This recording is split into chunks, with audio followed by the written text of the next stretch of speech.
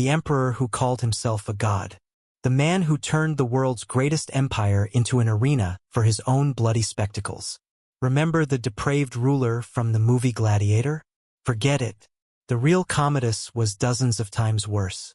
Hollywood showed only a faint shadow of the monster he really was. This is the story of the son of the wise philosopher Marcus Aurelius, an emperor who was expected to continue the Golden Age. But instead of a statesman, Rome got a circus performer who saw power as nothing more than a way to entertain his own whims. And here the contrast is striking. An empire that was waiting for the philosopher's golden age got a circus arena. Marcus Aurelius wrote treatises on virtue, and his son turned the state into a bloody spectacle. Rome, which sought wisdom, got a circus performer as its ruler. Even Henry VIII, with his bloody marriages, looks like an innocent boy in comparison. Commodus turned the capital of the empire not into a city of law and grandeur, but into a theater of perversion, fear, and humiliation. From orgies and public executions to banquets where laughter was mandatory even through the screams of the doomed. From the cult of power to the paranoia that destroyed senators and generals, this is the story of an emperor who imagined himself a new Hercules. But the end of his life was so shameful that even his own people tried to get rid of his body, as if it were a disgrace that could not be buried with honor. So get ready. Now you will learn the truth about Commodus, the ruler who turned Rome into the greatest bloody spectacle of antiquity. Commodus was the son of the great philosopher Marcus Aurelius. He was expected to be wise and continue the Golden Age. But do you know what he wanted to be? The new Hercules, and not in a figurative sense. Imagine. The emperor comes out to the people in a lion's skin, with a club in his hands. His face is minted on coins. Statues appear throughout the empire. He demands that the Senate recognize him as the son of Jupiter. This is no longer politics, it is the cult of one man. But the real stage of his glory was the Colosseum. And here Rome saw something unheard of. The emperor, who was supposed to sit on the throne, himself entered the arena. Not as a spectator, but as a gladiator. But he was not pitted against warriors, but cripples and slaves without weapons. They say that they even brought people with severed arms or legs, hunchbacks, or those whom he himself called ugly creations of the gods. These were not fights, but show executions, where he killed defenseless people for the sake of entertainment. For the Romans, who were accustomed to seeing the arena as a place of heroic struggle, this was a humiliation of the very idea of gladiatorial combat. He enjoyed killing victims, not enemies. And this did not apply only to people. Lions, bears, ostriches. Even a giraffe. For the Romans, it was sacred exoticism, a symbol of imperial grandeur. And he killed her just for the spectacle. Chroniclers wrote that silence fell in the arena.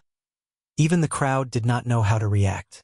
The senators were forced to applaud, although their faces showed horror. Dion Cassius describes another humiliating scene.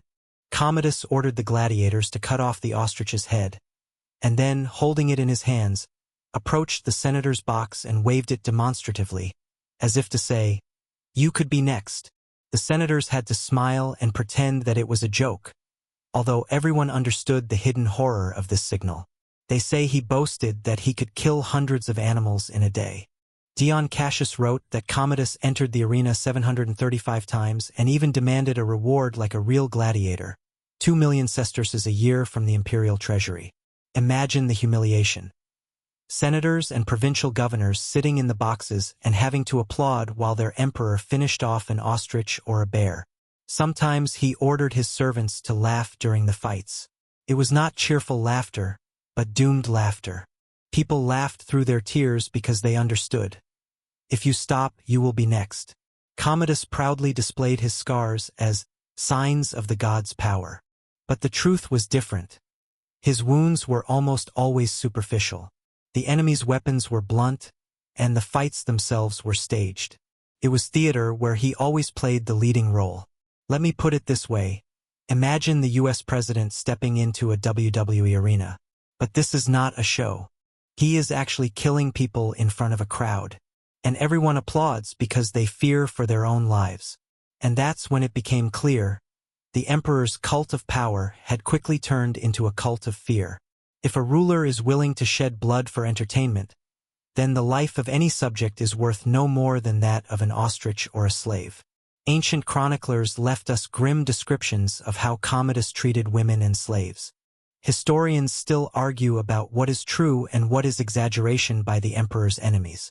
But one thing is clear: he is remembered by his contemporaries as a ruler who broke all taboos. There were even reports of an intimate relationship with his sister Lucilla. For the Romans, incest was a challenge to the gods themselves. And if the sources are to be believed, it was precisely her brother's humiliation that was one of the reasons why she supported the conspiracy against him. The conspiracy failed. Lucilla was sent into exile on the island of Capri, where she lived in isolation until she received the order for her execution.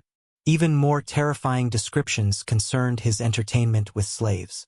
The authors claimed that he organized nightly orgies, forced people to wear hideous masks, and then humiliated and even punished his victims. This resembled not love or passion, but rather a ritual of power. It is difficult to say whether all these stories were true.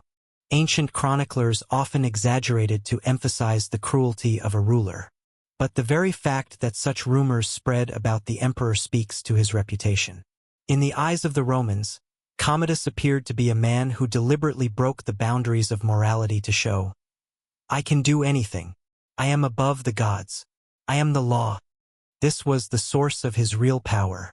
He forced Rome to live not by laws, but by his whims. And the capital of the world's greatest empire gradually turned into an arena where the main spectacle was the life of one man. Commodus demonstrated his power not only in the arena. His banquets were sometimes even more terrifying. Imagine tables groaning with tiger meat, ostriches, exotic birds from Africa, spices from Arabia, wine from India. All this was served in golden bowls encrusted with stones. This was not just dinner. It was a demonstration of power.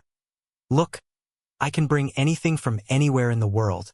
There was a kind of magic behind it. They say he believed that venison gave him strength, ostriches gave him speed, and lions gave him courage. He ate as if he were consuming the very energy of the gods. But the atmosphere of his banquets was far from luxurious. The chronicles say that the emperor could order the punishment or even the death of one of his slaves just for entertainment. They say that at his banquets, alongside luxurious dishes, there could be plates with severed animal heads or even symbols of recent executions. For Commodus, it was part of the show, mixing the festive table with death to remind everyone that life and death in Rome belonged only to him. Senators and guests had to pretend that this was just the emperor's usual entertainment, although in reality the atmosphere at the table was more like a courtroom where a verdict could be handed down at any moment. The palace quickly filled with the heavy smell of wine and meat spoiling in the heat. Servants hurriedly wiped the tables, and the senators pretended it was all fun and games. For them, these banquets were not a celebration, but a test. The irony was that while the emperor was drowning in wine and meat, Rome was starving. People stood in long lines for bread, prices rose, and riots broke out. Chroniclers left a harsh phrase: "He fed the animals better than us." But even hunger he turned into a show. In the arena, Commodus threw sacks of grain or money into the crowd to elicit cheers. And in his palace, after the banquets, mountains of food were left to rot near the garbage dumps. Food that would have been enough to feed thousands. The empire's economy was creaking under the weight of these entertainments. Every year, sums that could have been spent on maintaining several legions or building new aqueducts were spent on games. Instead, the money disappeared into the sand of the arena. The treasury was emptied, and Rome plunged into a crisis created not by an enemy, but by its own emperor. This was the true symbol of his reign: luxury mixed with fear and humiliation. For Commodus, life was a prop in a show, and people were just extras in his bloody play. At first, Commodus played the role of Hercules in the arena, but very quickly he began to play the role of God himself. And this was no longer a show for the crowd, it was happening in his head, according to ancient authors. Chronicles wrote that he forced the Senate to officially proclaim him the new Hercules and son of Jupiter. But he did not stop there. Imagine. He renamed Rome itself Colonia Commoda. Even the months of the calendar were given his names. January became Commodianus. February became Herculianus. He wanted even time to revolve around him.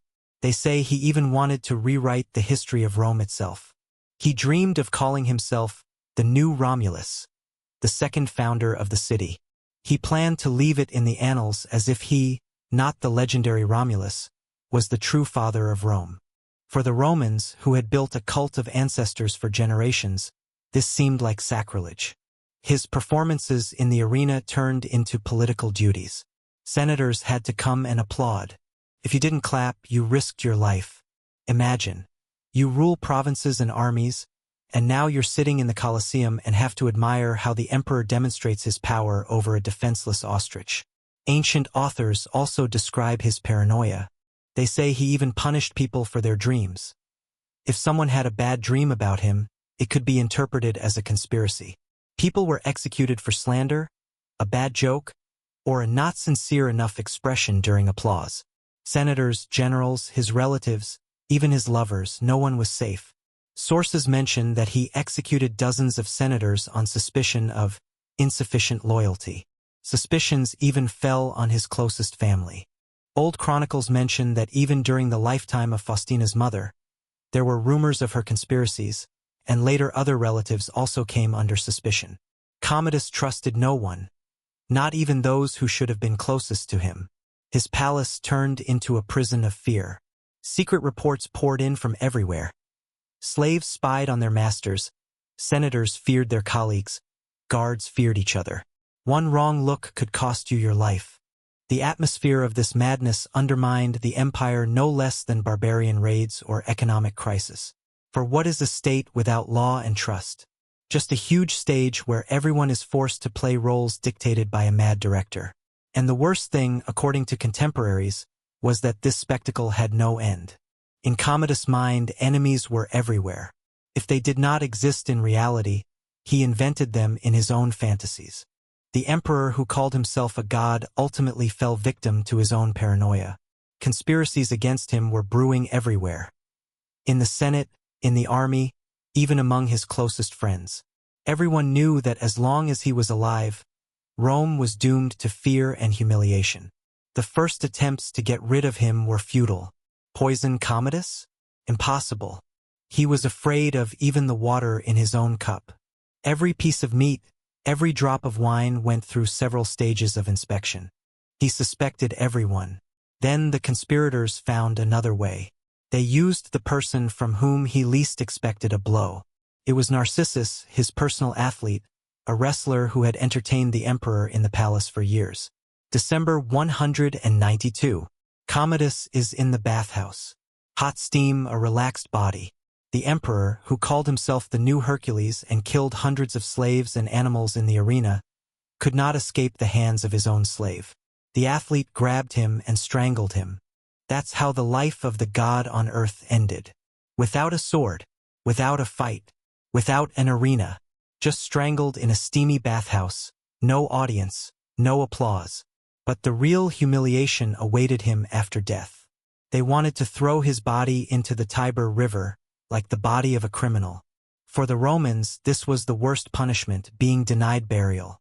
Only later, to appease the army and the people, was he buried with honors. But these honors changed nothing. In the memory of the Romans, he remained not a god or an emperor, but a circus performer who turned the state into an arena for his own whims. His statues were torn down. His name was erased from inscriptions, as if it were a stain of shame. And here is the paradox. A man who wanted even time to revolve around him ended his life in such a way that people tried to get rid of him even after his death.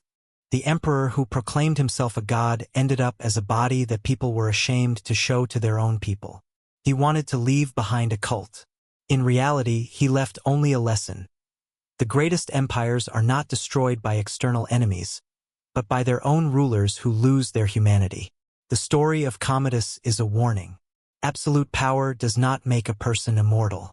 It turns them into a tyrant who considers himself a god but in reality destroys the state from within. This is how Rome, the heart of civilization, became an arena where the emperor played the role of a gladiator, a deity, and a cruel ruler all at once. Backhand index pointing right now. Imagine if even Rome, the most powerful empire in the world, fell because of a madman on the throne, what could happen to our modern states?